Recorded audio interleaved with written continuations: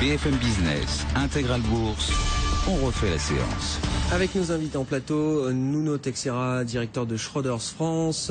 On est également avec François Cholet, directeur général de Montségur Finance. Et par téléphone, c'est Vincent Gagne qui est avec nous, analyste technique chez Daily FXCM. Vincent, les indices poursuivent leur progression. On renoue avec les 4003 sur le CAC. On regardait également aujourd'hui ce qui se passait du côté des matières premières avec cet accord intérimaire sur le nucléaire iranien, voir quel impact tout cela pouvait avoir. Un impact relativement modéré, semble-t-il. On peut dire un impact presque même inexistant, un impact très faible. On est dans une situation très différente de la fin du mois d'août où on a vu un apaisement autour des risques géopolitiques, des risques de guerre autour de la Syrie, et derrière en effet un point haut du pétrole et le déclenchement d'une phase de baisse du pétrole qui s'est bien replié depuis les $110. Donc déjà on est dans un marché différent du point de vue du passé immédiat, puisque le pétrole a bien baissé ces 2 derniers mois et au contraire depuis une semaine formé un support assez solide sur le niveau des $93. L'analyse technique, elle, justement envisageait en tout cas de privilégier les achats sur ce pétrole. On est toujours maintenant sous le niveau des $95. C'est, je pense, le niveau qui, une fois qu'il sera franchi, permettra d'envisager un rebond vers les $100. Maintenant, voilà, par rapport au marché physique du pétrole, on annonce, on peut lire un peu partout, une augmentation de l'offre de pétrole, ou en tout cas un retour sur ce marché du pétrole de l'offre iranienne. Mais là encore, on se procède vraiment à très long terme. Donc je pense qu'à court terme, il n'y aura pas vraiment d'impact baissier sur les cours du pétrole à travers une hausse de l'offre. Et je pense qu'au contraire, on a un marché qui est mûr techniquement pour un rebond technique après avoir perdu $20 en l'espace de quelques mois, en l'espace de quelques semaines.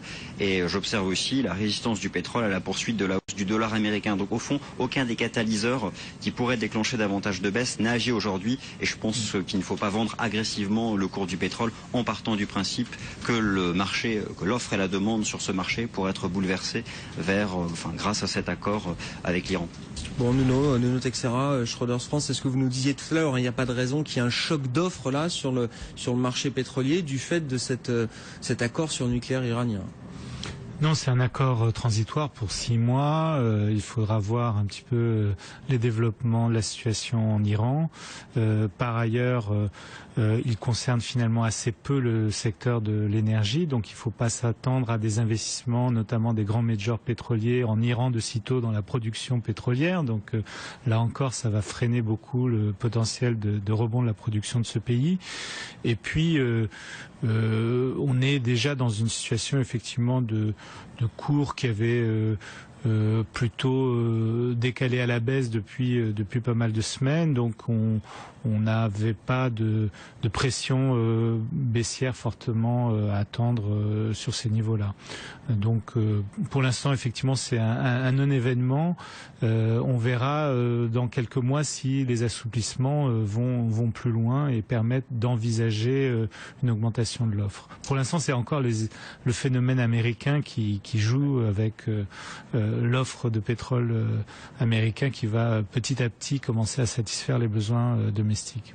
Bon, François, sur cet accord iranien, je ne sais pas de quel angle est-ce qu'on peut le voir. Nous, on a traité l'angle business avec Peugeot notamment, Renault dans une moindre mesure. Il y a les majors pétrolières, il y a d'autres secteurs qui peuvent être concernés. Là, on parlait des compagnies aériennes aussi, là peut-être. Enfin, je ne sais pas. Est-ce qu'on a cherché des explications à des hausses qu'on n'arrivait pas forcément à expliquer? Alors sur Air France ce matin, il y avait effectivement une réunion où il y a eu des communications sur les économies de coûts. C'est la raison pour laquelle on avait un décalage à l'ouverture qui était plus lié à ça ce soir, qui était plus lié à cette réunion à mon avis que simplement la baisse du baril. Non, sur le secteur, ce qu'on peut regarder qui est intéressant, c'est la contre-performance très significative de l'ensemble du secteur parapétrolier, que vous preniez Technip, qui est une des plus grosses, CGG Veritas, Bourbon dans les navires où on est autour de 19 € encore en repli. Vous avez vraiment un glissement et un retard qui est en train de se creuser sur l'ensemble de ce secteur. On a également Vallourec qu'on pourrait citer, même si c'est pas directement, ça reste dans le secteur d'activité aussi, et très en retard avec une clôture à 41 € ce soir. Au-delà de ça, il y a peut-être à un moment donné des valeurs qu'il faudra regarder à nouveau. CGG en tout cas en dessous de 15 €, ça me paraît intéressant. Technim est une superbe entreprise. On arrive sur des niveaux qui permettent en tout cas de regarder avec une approche un peu value. Vous parliez de marchés matures et à leur prix. Même dans ces marchés-là, dès lors que les choses sont à peu près normalisées, on a capacité à trouver des bonnes idées d'investissement. Bon, juste sur la séance du jour, hein, pour vous, Vincent Gane, on le rappelle, c'est ce que vous nous disiez tout à l'heure, notamment avant 17h, c'est sur les devises que ça bouge, et d'abord sur le dollar, hein, qui se renforce encore ce soir contre l'euro. Le dollar, le rebond du dollar, c'est un peu le thème dominant sur le Forex depuis maintenant la mi-octobre. Au fond d'ailleurs, que les chiffres américains soient bons, ils étaient plutôt favorables ces dernières semaines, ou mauvais, le marché, j'ai l'impression, a intégré le fait que devant nous, ce sont des perspectives de resserrement monétaire aux États-Unis. Alors non pas de hausse de taux, mais de réduction, en tout cas progressive, de la partie non conventionnelle. Vous le savez, hein, le fameux QE3. Et clairement, le marché a désormais choisi d'acheter le dollar américain. Alors il monte de manière très progressive. On l'a vu face au yen. Aujourd'hui, c'est essentiellement face à la livre sterling que le dollar américain de manière absolue peut gagner encore un peu d'avance. Par contre, la paire euro-dollar, elle, c'est assez surprenant, c'est complètement plat depuis une semaine, malgré la baisse des taux, malgré tout ce qu'on a pu dire. Une paire euro-dollar, en fait, qui est neutralisée, et c'est à peu près le même cas pour le marché action européen. On a d'un côté tout ce qui est facteur allemand, qui a plutôt tendance à soutenir l'euro, et en face de ça, le reste de la zone euro, qui sont des facteurs plutôt de faiblesse pour la paire euro-dollar. Mais globalement, oui, le dollar américain est recherché sur le marché d'échange, et la seule explication, c'est bien sûr la perspective du tapering, la réduction des achats d'actifs par la Fed, notamment pour la partie obligataire. Merci Vincent. Vincent Gane, analyste chez Daily FXM, qui était avec nous pour la clôture ce soir. François Chollet, Montségur Finance, Nuno Texera, Schroders France, vous restez avec nous. On marque une dernière pause et on se retrouve pour clore ce club de la bourse. Intégral Bourse, Grégoire Favet, Sébastien Poinon sur BFM Business. Allez, c'est parti, quelques minutes pour clore ce club de la bourse avec nos invités François Chollet, DG de Montségur Finance, Nuno Texera, le directeur de Schroders en France. Alors Sébastien, qu'on vient d'officialiser effectivement l'arrivée de Tavares Carlos chez PSA. Et ben voilà, c'est officiel, donc nomination au directoire de Peugeot Citroën, faite à l'instant. On va retrouver dès 18h Mathieu Sévin qui est pour BFM Business sur place. On sera aussi à l'université Total dans 5 minutes, restez avec nous.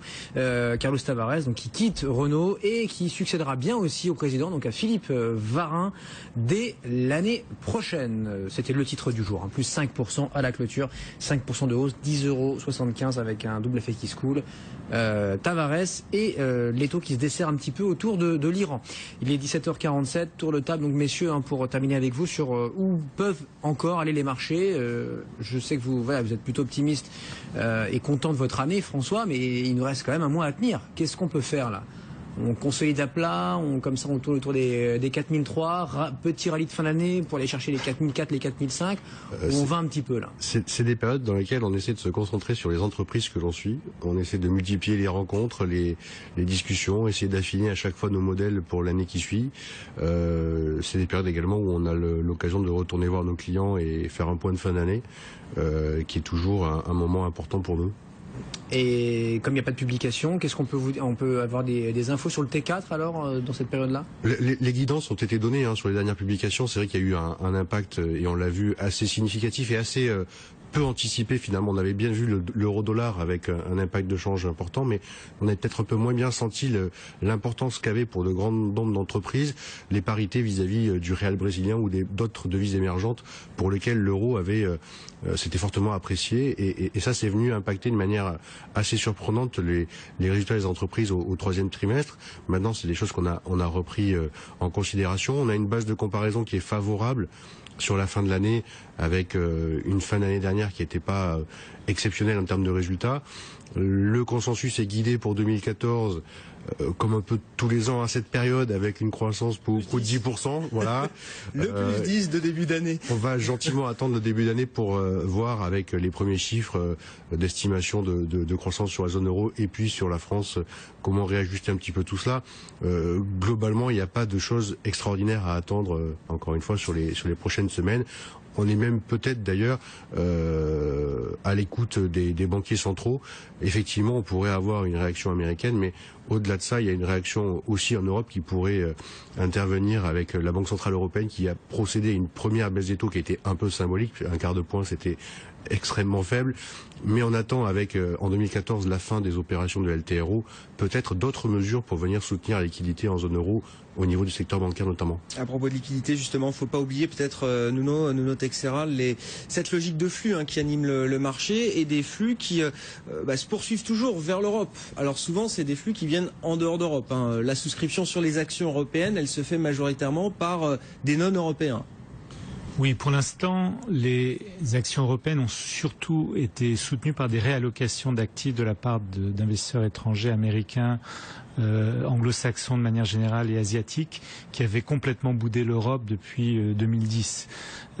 On a vu que les résultats des sociétés européennes sont à peu près au niveau d'il y a 3 ans, donc ils n'ont pas progressé. Mais en fait, dans l'intervalle, on a eu un marché à 2 vitesses. On a eu effectivement un certain nombre de grandes sociétés internationales très exposées à la croissance émergente en particulier, qui ont continué à avoir des progressions bénéficiaires. Et puis les sociétés liées à l'intervention de l'État, au secteur réglementé, les télécoms, les bancaires, etc., qui ont été davantage à la peine. Et on voit bien que on est en train d'assister depuis le début de l'année à un changement à ce compte-là, et on voit des secteurs dits value qui reprennent du poil de la bête, et les secteurs les plus domestiques aussi, les plus liés à la croissance européenne. Le problème, c'est que pour l'instant, les bénéfices tardent à se matérialiser, et donc pour que les indices continuent à progresser, il faut que ces secteurs qui ont été en souffrance depuis 3 ans reprennent une évolution bénéficiaire beaucoup plus positive. Alors, les Américains, les Asiatiques semblent jouer ce pari-là, parce qu'ils ont quand même constaté un mieux dans leur économie depuis quelques années. On voit bien que tout est fait pour soutenir la profitabilité des entreprises. Alors on a eu plutôt des réductions de coûts pour le moment. Maintenant, il faut qu'il y ait du volume qui arrive. Nous, on est quand même confiants. On pense qu'il y a un potentiel. Alors on verra si c'est 10%, 8%, mais il y aura vraisemblablement du mieux du côté de la profitabilité des entreprises l'an prochain. Parfois, il suffit d'assez peu de choses.